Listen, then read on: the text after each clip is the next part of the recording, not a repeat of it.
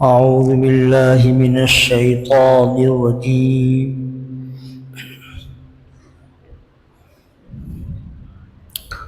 بسم الله الرحمن الرحيم. إذ قالوا ليوسف وأخوه أحب إلى أبينا منا ونحن عصبة إن أبانا لفي ضلال مبين اقتلوا يوسف أو اطرحوه أرضا يخل لكم وجه أبيكم وتكونوا من بعده قوما صالحين. قال قائل منهم لا تقتلوا يوسف وألقوه في غيابة الجب يلتقطه بعض السيارة إن كنتم فاعلين. قالوا يا أبانا ما لك لا تأمنا على يوسف وإنا له لناصحون أرسله معنا غدا يرتع ويلعب وإنا له لحافظون. آمنت بالله صدق الله العظيم وصدق رسوله النبي الحبيب الكريم ونحن على ذلك لمن الشاهدين والشاكرين والحمد لله رب العالمين. تو حضرت یوسف علیہ السلام جو اللہ کے پیغمبر تھے اور ان کے والد حضرت یعقوب علیہ السلام بھی پیغمبر تھے. تو حضرت یعقوب علیہ السلام کہ 12 بیٹے تھے، 10 بیٹے جوان تھے، بڑے تھے، پہلی بیوی سے تھے، اور 2 بیٹے حضرت یوسف علیہ السلام اور ان کے بھائی چھوٹے، ان کا نام بنیامین تھا، یہ دوسری بیوی سے تھے. اور حضرت یعقوب علیہ السلام کو ان سے محبت زیادہ تھی، اس لیے کہ بغیر ماں کے بھی تھے اور ان کی خوبیاں بھی ان کے اندر زیادہ تھی. پھر جو خواب دیکھا تھا اس سے بھی پتہ چلا کہ ان کو اللہ تعالیٰ بڑا مقام اور مرتبہ عطا کرے گا، اس لیے زیادہ توجہ ان پر تھی. تو اس سے بڑے بھائی جو تھے سوتیلے، ان کو ان سے حسد تھا، جلن تھی، اور وہ نہیں چاہتے تھے کہ والد کی توجہ ان کی طرف زیادہ ہو. تو انہوں نے آپس میں مشورہ کیا کہ بھئی یوسف علیہ السلام کی طرف ہمارے والد کی توجہ زیادہ ہے، ان سے زیادہ محبت کرتے ہیں، ہم سے اتنی نہیں کرتے، تو ان کو راستے سے ہٹایا جائے. جب یہ نہیں رہیں گے سامنے تو پھر ساری توجہ ہمارے اوپر ہوگی. تو اس لیے انہوں نے مشورہ کیا کہ ان کو قتل کر دیا جائے، کہیں لے جا کر یا دور کسی زمین میں لے جا کے ڈال دیں کہ وہاں سے واپس نہ آ سکیں اور والد کو پتہ نہ چلے کہ ہم نے کیا کیا. اس سازش کے تحت انہوں نے اپنے والد سے ایک بہانہ بنایا کہ یا ابانا ما لک لا تأمنا علی یوسف وإنا لہ لناصحون، کہ ہمارے والد آپ کو کیا ہو گیا ہے کہ یوسف علیہ السلام کے بارے میں آپ ہم پر بھروسہ نہیں کرتے، اطمینان نہیں کرتے، ان کو کوئی بھیجتے نہیں ہمارے ساتھ، جبکہ ہم بہت زیادہ خیر خواہ ہیں ان کے، ان کا بھلائی چاہنے والے ہیں، پھر بھیجتے کیوں نہیں؟ تو جواب میں حضرت یعقوب علیہ السلام نے 2 باتیں کہیں. قال انی لیحزننی ان تذهبوا بہ، ایک تو یہ کہ بھئی تم میرے سامنے سے، میری نگاہ کے سامنے سے ان کو لے جاؤ، اس سے مجھے غم ہوگا، محبت بہت زیادہ ہے، اپنی نگاہ کے سامنے سے دور کرنا نہیں چاہتا، میں برداشت نہیں کر سکتا ان کی جدائی کو. دوسری بات وَأَخَافُ أَن يَأْكُلَهُ الذِّئْبُ، اور مجھے اندیشہ ہے کہ تم لے جاؤ گے کہیں غفلت میں ہو جاؤ کہ وہ بھیڑیا کھا لے گا ان کو، اس لیے کہ وہاں پر جنگل میں بھیڑیے بہت تھے، کنعان اس جگہ کا نام ہے. تو یہ 2 باتیں کہیں. تو لڑکوں نے کہا قالوا لئن أكله الذئب ونحن عصبة إنا إذا لخاسرون، کہ آپ جو کہہ رہے ہیں کہ بھیڑیا کھا جائے گا، اگر بھیڑیا کھا جائے حالانکہ ہم طاقتور لوگ ہیں، 10 کے 10 ہیں، تو یہ تو پھر ہم بالکل ناکارہ ہو گئے، کسی کام کے نہیں کہ ہماری موجود ہوئی، ہماری طاقتور جماعت ہے، پھر بھیڑیا مطلب بھیڑیا کیسے کھا لے گا؟ ہم لوگ ہیں تو حفاظت کرنے والے ہیں، ہے نا. تو اس طرح سے والد کو اطمینان دلانے کی کوشش کی انہوں نے تاکہ وہ بھیج دیں اور ان کا پلان جو ہے ان کو مارنے کا، دور پھینکنے کا پورا ہو جائے. تو جب اصرار کیا تو حضرت یعقوب علیہ السلام نے بھیج دیا ان کے ساتھ. بڑے لڑکے کو پابند کر دیا کہ پوری ان کی نگرانی کرنا، کھانے پینے ضرورت کا خیال رکھنا اور صحیح سلامت لے کر آنا واپس، ہے نا. اس کا نام یہودا تھا، اسی سے قوم کا نام یہودی ہے نا. فلما ذهبوا به واجمعوا ان يجعلوه في غيابة الجبة، تو والد کو اس طرح سے اطمینان دلا کر لے کے چلے اور یہ طے کر چکے تھے کہ ان کو جو ہے وہ کسی غیر آباد کنویں میں پھینک دیں گے.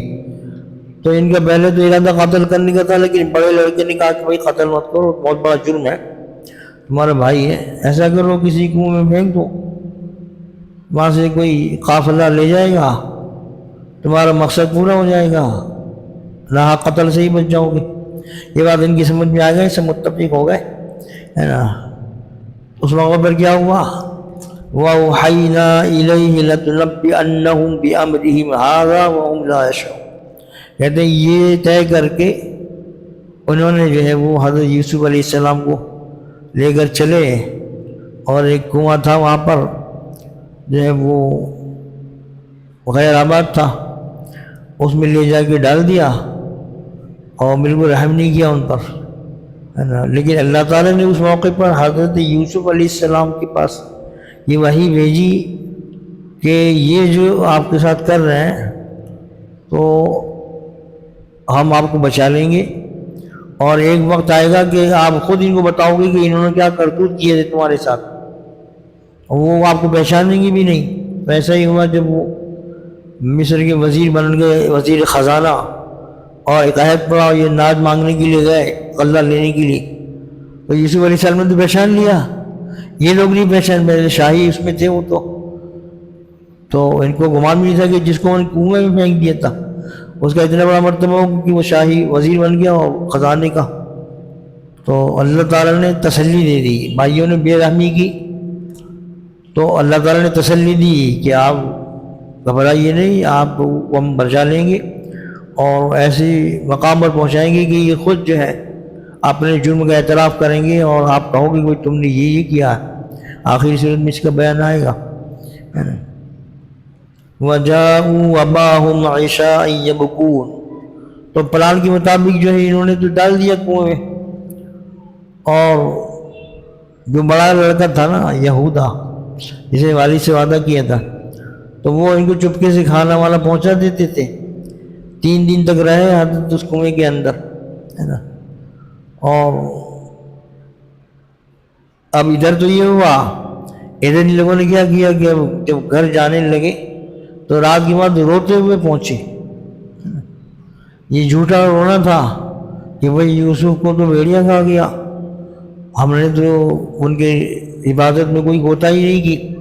وَجَاءُوا أَبَاهُمْ عِشَاءً يَبْكُونَ، کہ رات کے وقت یہ سارے کے سارے لڑکے جو ہیں وہ اپنے والد کے پاس روتے ہوئے آئے.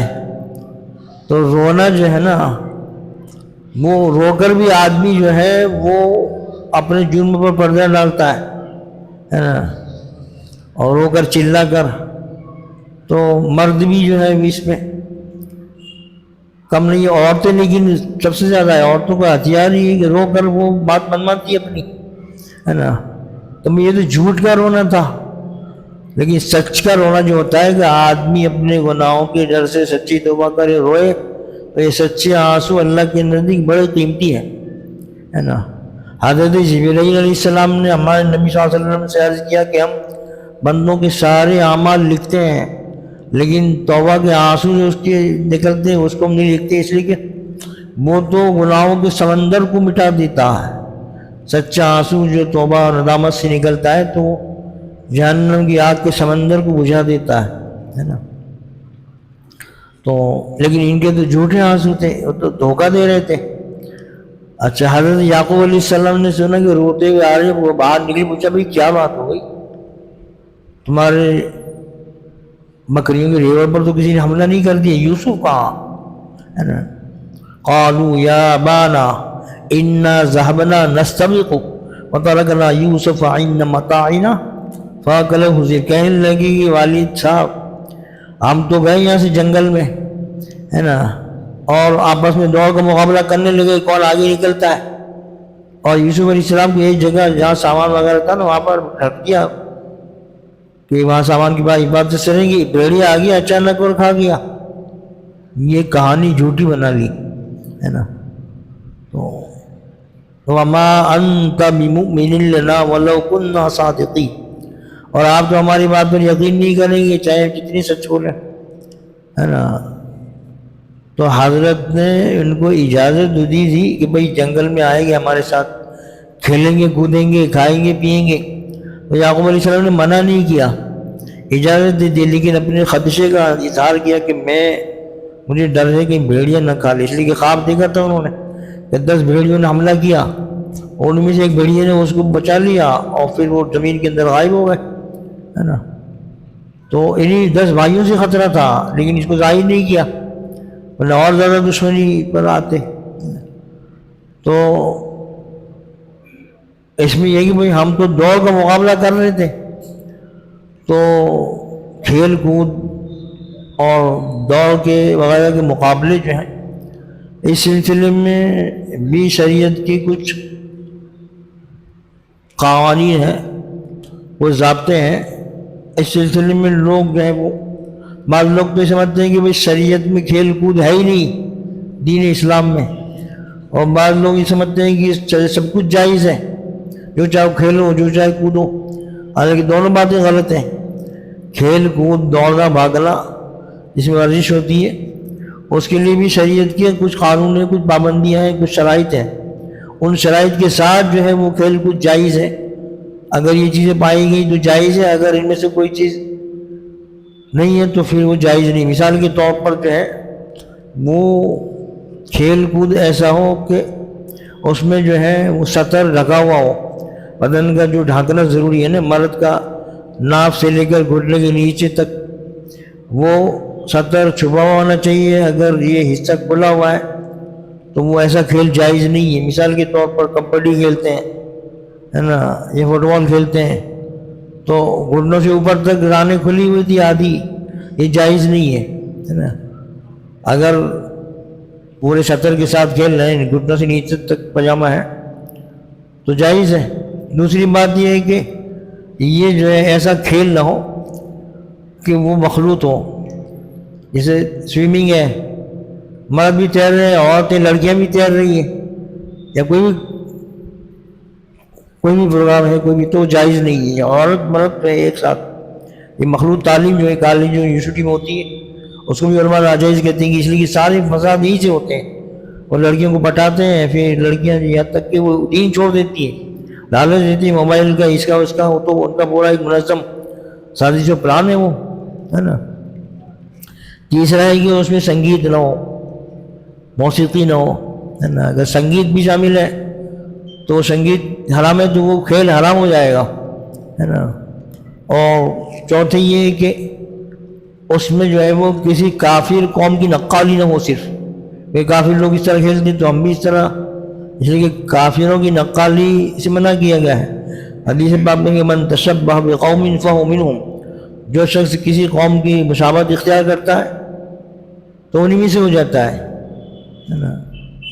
جیسے تلک لگا لیا، اب بعض جاہل عورتیں نادانی کے اندر میں مسلمان لیکن وہ لگا لیتی، تو یہ تلک لگانا، چٹیاں رکھنا، یہ تو کافروں کا شعار خاص پہچان ہے.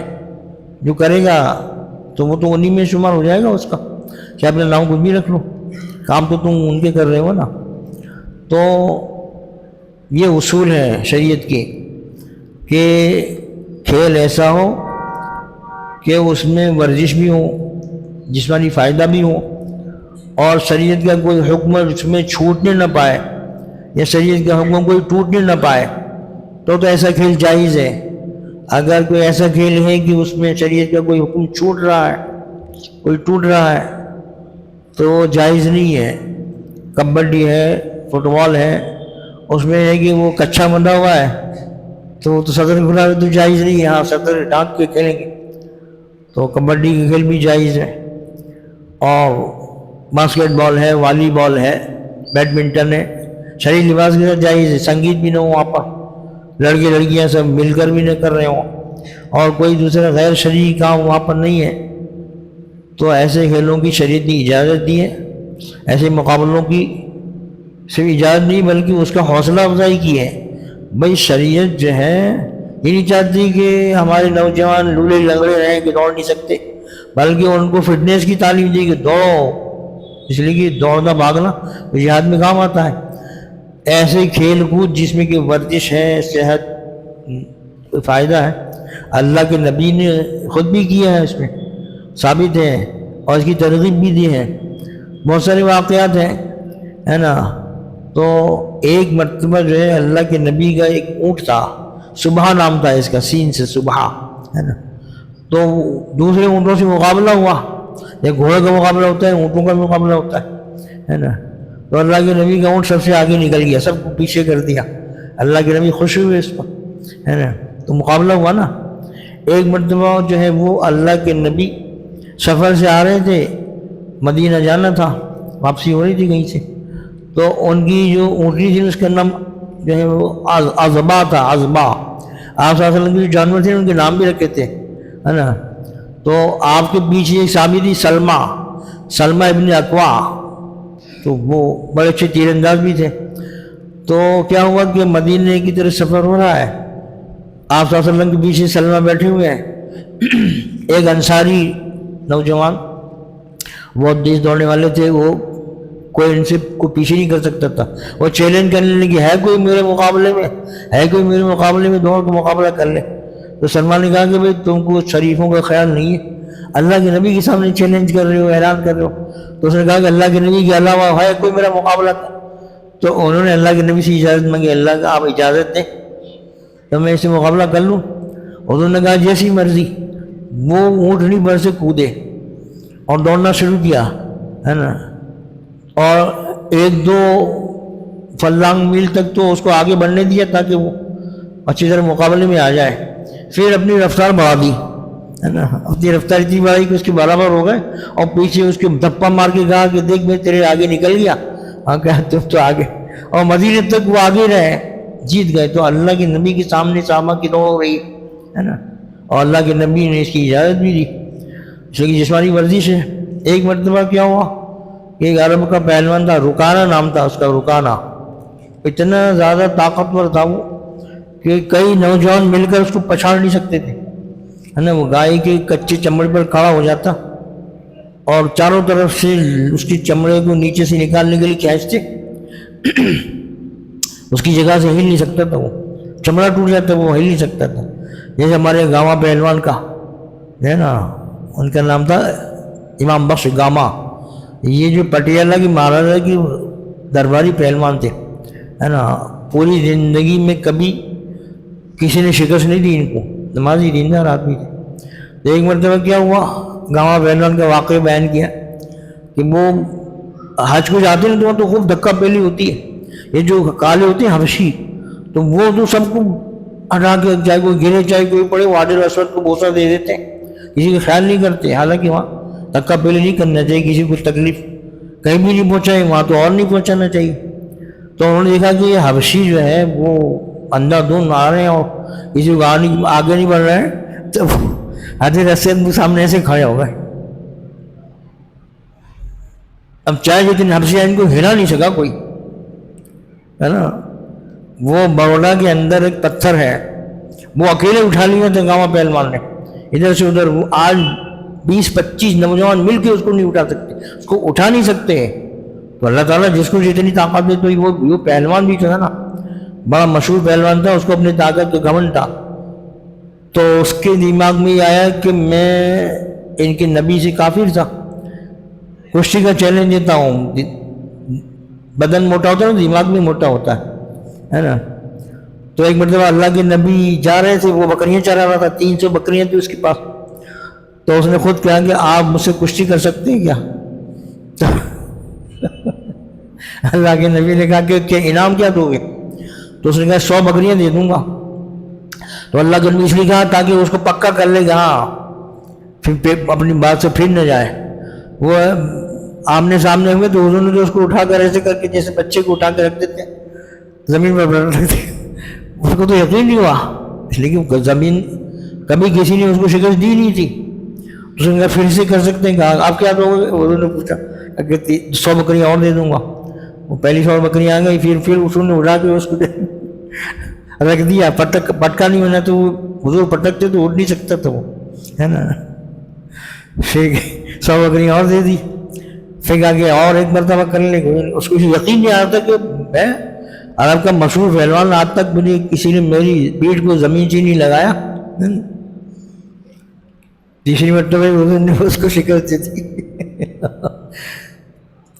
100 بکریاں پھر دے دی. 300 بکریاں حضور کے قبضے میں آ گئی. اس کو یقین ہو گیا کہ یہ کوئی صرف آدمی نہیں ہے یہ. تو اس نے کہا کہ دیکھیے آج سے پہلے مجھے آپ سے زیادہ نفرت کسی سے نہیں تھی، لیکن اب مجھ سے محبت آپ سے ہے، تو اس لیے میں کلمہ پڑھ لیا، مسلمان ہو گئے. حضور نے کہا کہ بھائی تمہاری بکریاں لے لو. واپس دے دی بکریاں اس کی.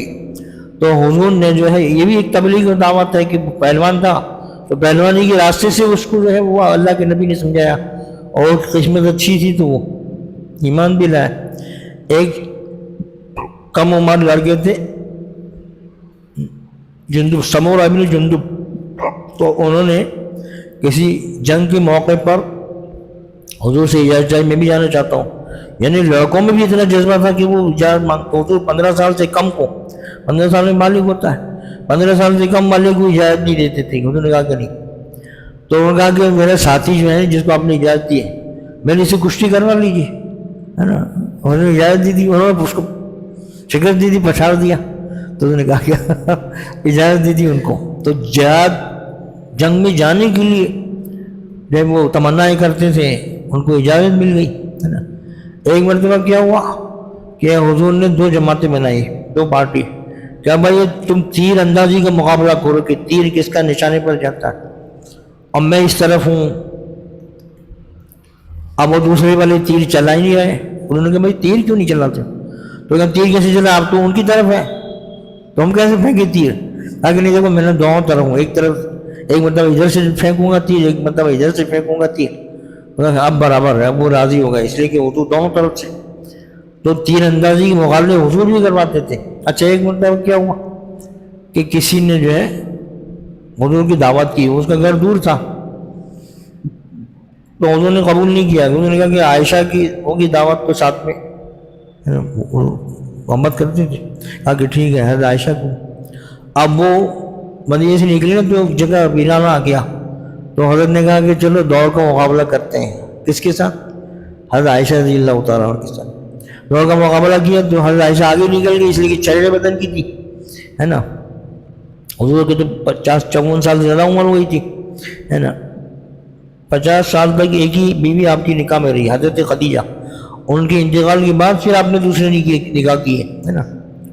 تو چلو یہ واقعہ ہو گیا. پھر ایک مرتبہ کچھ عرصے کے بعد پھر ایسا موقع آیا نا سناٹے کا، حضور نے کہا کہ دوڑ کا مقابلہ کر لیتے ہیں. اب وہ حضرت عائشہ کا بدن تھوڑا سا دھیرے دھیرے بدن بڑھتا ہے نا، تو وہ حضور آگے نکل گئے دوڑ میں. تو حضور نے کہا کہ یہ اس کا بدلہ ہے، نہیں اس وقت پہلے تم آگے نکلی تھی، حضور نے خود آگے نکلنے دیا ہوگا تاکہ حوصلہ رہے. تو دیکھو بیویوں کے ساتھ کیسا برتاؤ کرنا چاہیے، محبت کا، پیار کا، ہے نا. اب وہ کچھ لوگ ایسے ہوتے ہیں کہ ان کو جب رعب کا بخار ہوتا ہے تو وہ گھر میں بھی رعب جھاڑتے ہیں. ارے کہتے ہیں کہ ہم کو مولانا صاحب کو، ہم کو منسٹر کو. بھائی تو مولانا ہے تو وہاں کا ہے، منسٹر ہے تو تیرے آفس کا ہے، گھر میں تو گھر کا فرد بن کے رہنا. حضور نے کیسے، حضرت عائشہ پانی پیتی تو حضور کہتے تم نے کہاں سے پانی پیا؟ کٹورے کے اسی جگہ سے منہ لگا کے پانی پیتے تھے. ایسی محبت تو فاقے کرتی تھی بیویاں، لیکن آپ کے ساتھ خوش تھی، ہے نا. تو یہ جو ہے وہ کھیل کود ہیں بھائی جس میں کوئی دنیاوی یا آخرت کا کوئی فائدہ نہیں ہے، جسمانی یا روحانی، تو وہ تو لہو ہے نا، اس کی اجازت نہیں ہے. لیکن جسمانی فائدہ ہے، صحت کا فائدہ ہے تو اس کی اجازت دی ہے، بشرطے کہ شریعت کا حکم چھوٹے نہیں. شریعت کا حکم ٹوٹے نہیں. ایک کھیل تھا شطرنج کا, اب بھی کھیلتے ہوں گے لوگ میرے خیال سے, وہ چوکتے چوکتے ہوتے ہیں, وہ گھوڑے کا منہ ہوتا ہے, ہاتھی کا منہ ہوتا ہے, ایسا اسی کو کہتے ہیں. تو اس میں لوگ اتنے زیادہ منہمک ہو جاتے تھے کہ وہ پرواہ پتہ ہی نہیں, نماز کا وقت ہو گیا, چلی گئی نماز, اور بیٹھے میں پاگل ان کی طرح, ہے نا. بلکہ ایک کتاب لکھی ہے 1000 سال پہلے, اس کا نام ہی 1000 سال پہلے, تو 1000 سال پہلے ہندوستان کے کیا حالات تھے وہ لکھے ہیں اس میں. وہ آسن گیلانی کی ہے, تو اس میں ایک عجیب بات لکھی کہ اتنے زیادہ شطرنج کے شوقین تھے ہندوستان کے باشندے, یہ جو ہمارے دیش واسی ہیں, کہ وہ شطرنج کھیلتے تھے, ایسے مگن ہو جاتے تھے کہ ان کے ہاتھ میں موم بتی جلا کے رکھتے تھے تو وہ جلتی رہتی تھی, ہاتھ جل جاتا تھا, لیکن اس میں سے ان کا دھیان نہیں ہٹتا تھا. شریعت نے منع کر دیا کہ نہیں, ایسا کھیل جو ہے نا جائز نہیں ہے, جو غفلت میں ڈال دے نماز سے, ہے نا. جو کرکٹ کا میچ ہے میں شرعی لباس کے ساتھ ہے, اب تو بہت ساری خرافات اس میں لگا دیے, بہنیں عورتیں لڑکیاں وغیرہ, ہے نا, لیکن شرعی اس کے ساتھ ہے. اگر سنگیت بج رہا تو جائز نہیں ہے نا. اور اب میچ دیکھنے میں ایسے مشغول ہو کہ پتہ ہی نہیں چلا, اذان ہو گئی, نماز ہو گئی, وہ نماز ہی قضا ہو گئی, تو اب اس کی اجازت نہیں ہے نا. تو اس لیے شطرنج کو منع کیا, بہت سخت ہے شطرنج کھیلنے میں. کہا کہ شطرنج کھیلتا ہے تو وہ خنزیر کے خون میں اپنے ہاتھ رنگتا ہے. اللہ کے نبی نے یہ کہا, وہ اسی دین سے غافل کرنے والی چیزیں ہیں. تو جو کھیل دین سے غافل کرنے والی, جس سے کمپیوٹر کے گیمز ہیں, تو کمپیوٹر کے گیمز کے اندر بھی اگر وہ نماز سے غافل میں ڈالنے والا ہے, یہ موبائل میں بھی گیمز آتے ہیں, تو پتہ ہی نہیں لوگوں کو, دیکھ رہے ہیں کھیل رہے ہیں, وہ باپ کچھ کہہ رہا ہے, ماں کچھ کہہ رہی ہے, سنتے ہی نہیں, تو پھر جائز نہیں ہے. اس کی وجہ سے اللہ کی نافرمانی ہو رہی, ماں باپ کی نافرمانی ہو رہی, تو جائز نہیں. ذہن بھی خراب ہوتا ہے, وہ اندر ڈالتے ہی ایسے ہیں, ہے نا. یہود و نصارہ جو بناتے ہیں کہ بچے کا ذہن خراب ہو, مار دھاڑ و قتل کے ذہن بنے, اس کا ایسا ہوتا ہے, وہ مار دھاڑ کر بھی ڈالتے ہیں. ایک حافظ قرآن بچے کو دلی میں 16 سال کا دوستوں نے مار دیا, پارٹی مانگی اور مار دیا, وہ جان سے مار دیا. خوبصورت مجھے 16 سال کی ترائی پڑھائی تھی حافظ قرآن. یہ گندی ذہنیت ہو گئی, یہ سب دیکھ دیکھ کر جو ہے نا, مار دھاڑ قتل وغیرہ ہوتا ہے, یہ سب دیکھ کر. تو شرعی حدود کے اندر چاہے کبڈی کھیلو, چاہے باسکٹ بال کھیلو, چاہے جو ہے وہ سوئمنگ کرو, شرعی حدود کے اندر تو جائز ہے. اور کوئی شریعت کا حکم ٹوٹ رہا ہے تو جائز نہیں ہے. تو تیر اندازی کے لیے اللہ کے نبی نے فرمایا کہ بھائی اے اسماعیل کی تیر اندازی کی مشق کرو, ہے نا. حضرت عمر نے بھی, جو اسلامی فوجی یہاں پر تھی نا, تو کوئی وقت ایسا ہوتا ہے کہ فرصت کے وقت ہے, تو حضرت عمر نے کہا بھائی لڑکوں کو تیر اندازی سکھاؤ, گھڑ سواری سکھاؤ, اس لیے کہ جہاد میں کام آنے والی چیزیں. تو اللہ کے نبی 1400 سال پہلے جو ہے وہ ایسی ٹیکنالوجی کا میسج دے دیا کہ جو پھینک کر مارنے والی چیز ہے. آج کل جو ہے دنیا اسی سے ڈرتی ہے, یہ میزائل ہے کیا ہے, پھینک کر مارنے والی چیز ہے, تیر بھی پھینک کر مارا جاتا ہے نا. تو اللہ کے نبی نے اس کی ترغیب دی ہے نا. تو یہ امت کے لیے پیغام ہے کہ بھائی پھینک کر مار کرنے والی چیز کی مشق کرو, اس کے اندر نشانہ اپنا صحیح کرو. تیرنا یہ بھی ورزش ہے, سب سے بہتر پورے جسم کے اعضاء کی ورزش ہو جاتی ہے. اللہ کے نبی بھی اپنے ننیحال میں کہتے کہ میں جاتا تھا تو نجار قبیلہ تھا, نجار قبیلہ آپ کا ننیحال تھا, تو آپ نے کہا کہ نجار قبیلے کے اندر ایک گھر کے اندر چھوٹا سا تالاب تھا, تو بچپن میں جاتے تھے ہم 6 سال میں, تو والدہ کا انتقال ہو گیا, والد تو پیدائش سے پہلے ہی جو ہے وہ. تو میں جس تالاب میں جاتا تھا اور تیرنے کی کوشش کرتا تھا, ہے نا. حضرت عثمان رضی اللہ تعالیٰ عنہ کے دور میں کسی نے کہا کہ پاس میں ہی جدہ میں سمندر ہے, تو حضرت عثمان گئے, موقع تلاش کیا کہ بھئی یہاں پر جو ہے وہ سی پورٹ وغیرہ بنا سکتے ہیں, وہاں حضرت عثمان نے بھی تیراکی سوئمنگ کیا.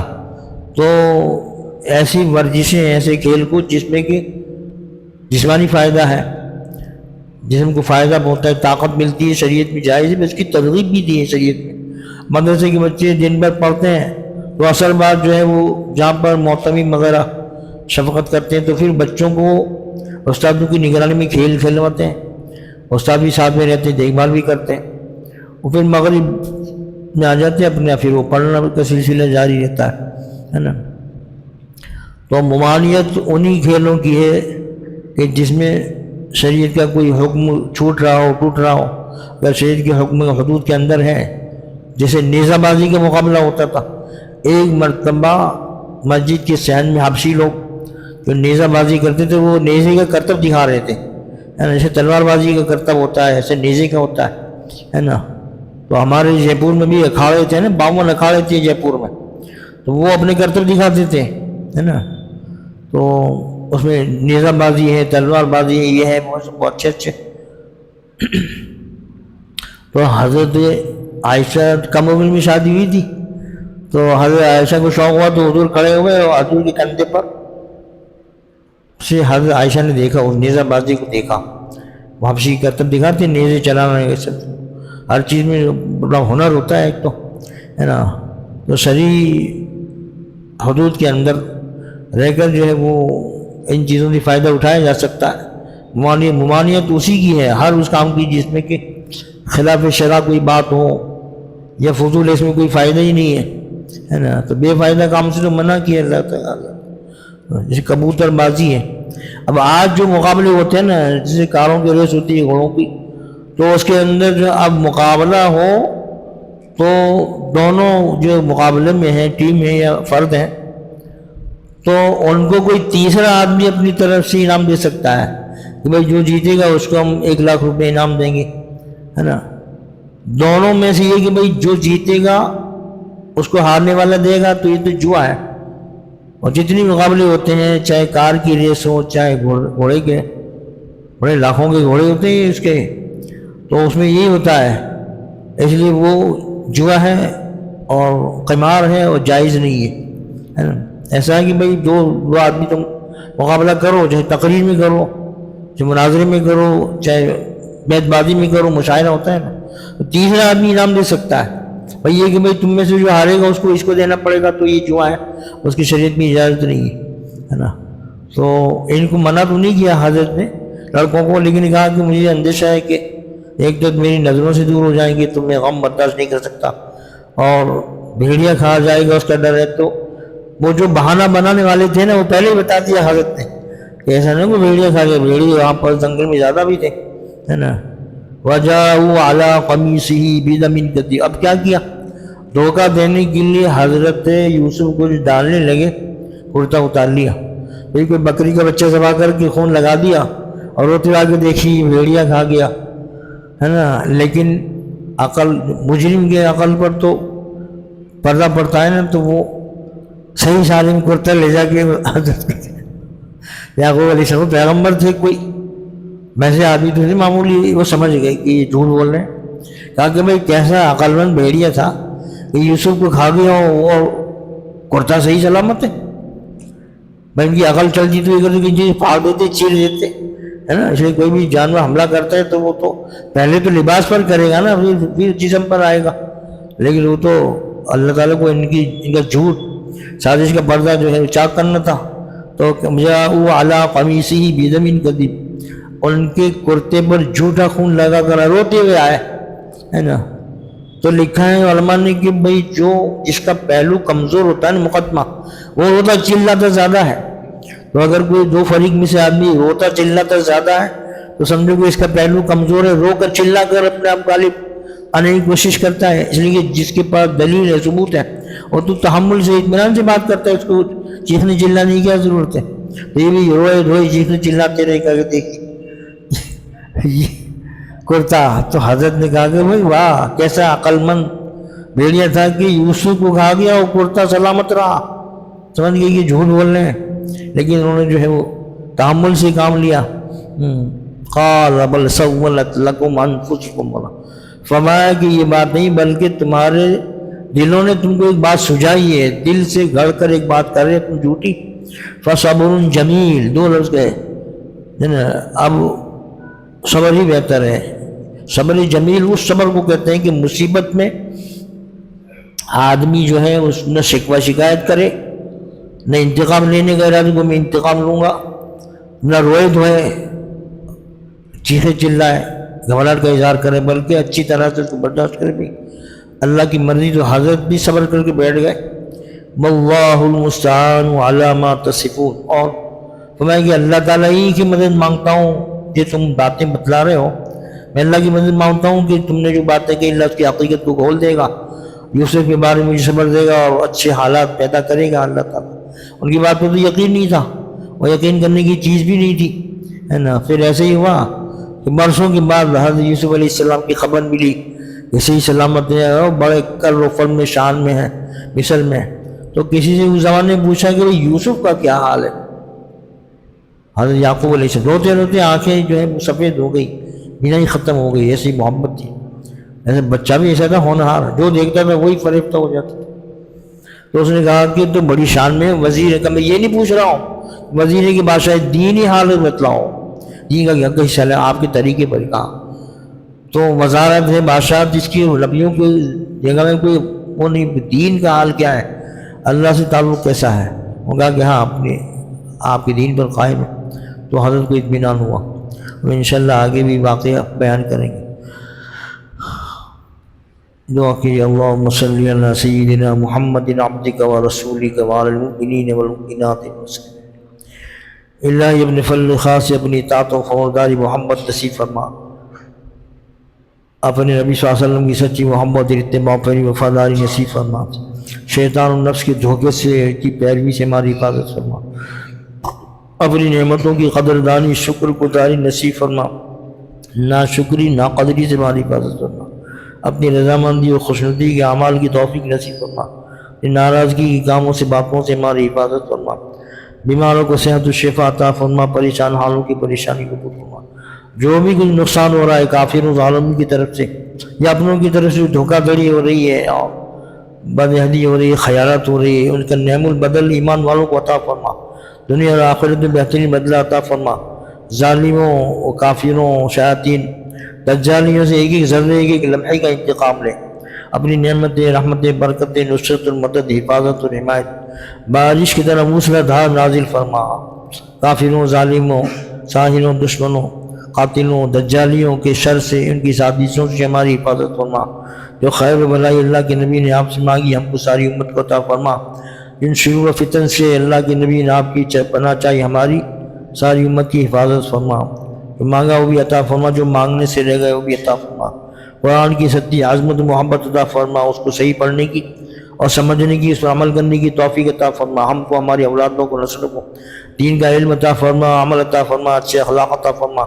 برے اخلاق بری عادتوں سے ہر قسم کی بے راہ روی سے ہر قسم کی خرابیوں سے ہماری حفاظت فرما. اولادوں کی حفاظت فرما, نسلوں کی حفاظت فرما. ربنا تقبل منا انك انت السميع العليم وتب علينا انك انت التواب الرحيم. وصلى الله تعالى على خير خلقه سيدنا محمد وعلى اله واصحابه اجمعين.